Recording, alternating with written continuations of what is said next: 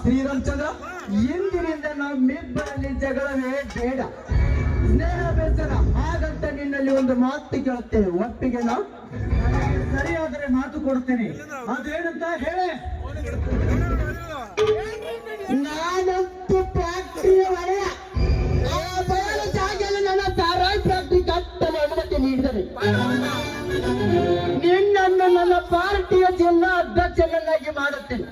ಆಮೇಲೆ ನನ್ನೊಂದಿಗೆ ತಿರುಗಾಡಲಿಕ್ಕೆ ನಿನಗೆ ಒಂದು ಕಾರು ಕೊಡುತ್ತೇನೆ, ಇನ್ನೊಂದು ಕೆಲವು ಗೌರವ ಕೊಡುತ್ತೇನೆ. ಈ ಬೀರಿಗೆ 25 ಎಕರೆ ಜಮೀನು ಕೊಡುತ್ತೇನೆ. ಇವನು ನನ್ನ ಮನೆಯ ಗೇಟ್ ಮೇಲೆ ಆಗಲಿ, ಫ್ರೀಯಾಗಿ ಬಿಡು.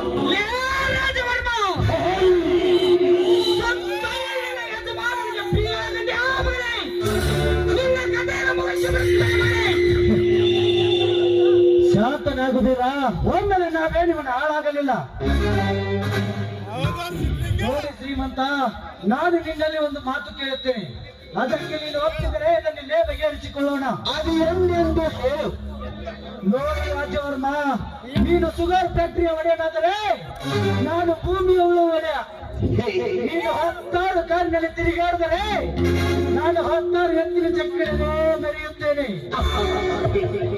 ಆಗ ನೀನು 50 ಎಸ್ಟೇಟ್ ಮಾಲೀಕನಾದರೆ ನಾನು 3 ಎಕರೆ ಜಮೀನ್ದಾರನಿದ್ದೇನೆ. ನೀವು ಹೂ ಅಂದರೆ ನಿನಗೆ ಅದೇ 25 ಎಕರೆ ಜಮೀನು ಕೊಟ್ಟು ನಿನ್ನನ್ನು ಕರ್ನಾಟಕ ರಾಜ್ಯ ರೈತರ ಅಧ್ಯಕ್ಷರನ್ನಾಗಿ ಮಾಡಿ, ನಿನ್ನ ತಮ್ಮನನ್ನ ಗೆಟ್ಟಾಗಿ ಆಗೋದು ಬೇಡ, ನೀನು ನನ್ನ ಪಿಯಾಗೋದು ಬೇಡ. ನೀವು ಇಬ್ಬರು ಅಣ್ಣ ತಮ್ಮಂದರು ಸೇರಿ ಒಂದೇ ಒಂದು ದಿನ ನನ್ನ ಮನೆಯಲ್ಲಿ ಸಿಗಲಿಕ್ಕೆ ಬೆಳೆದು ಅದನ್ನು ತಿಟ್ಟಲು ಸಾಧ್ಯ.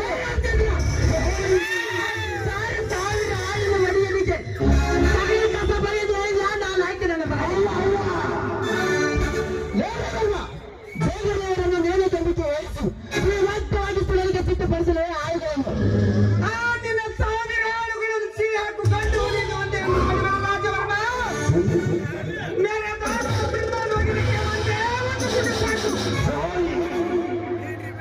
ಸೇರಿಕೊಂಡು ನಾನಿದ್ದರೆ ಸ್ವತಃ ಕತ್ತಿದ್ದರೆ ಈಗಿಂದೀಗಲೇ ಆಗಲಿ ನಮ್ಮ ನಿಮ್ಮ ಕುರುಕ್ಷೇತ್ರದ ಕಾಲ.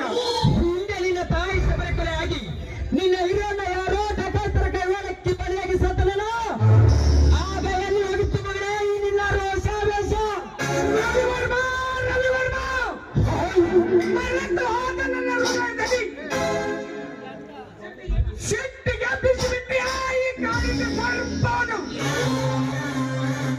ನನ್ನ ತಾಯಿಯನ್ನು ಕೊಂದು ನನ್ನ ಕತ್ತೊಯ್ದ ಅದಕ್ಕೈತೆ ಯಾರೆಂದು ಗೊತ್ತಾದ್ರೆ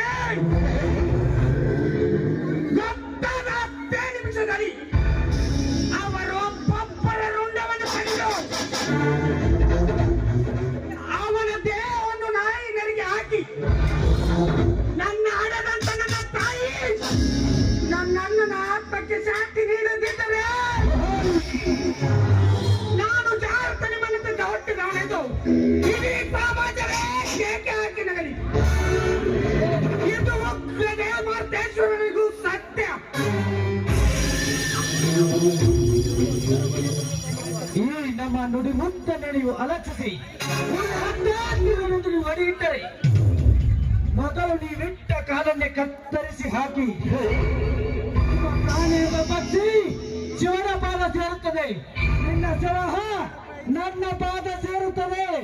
ಬಿ ಕೇರ್ಫುಲ್. ಬನ್ನಿ ಹೋಗೋಣ.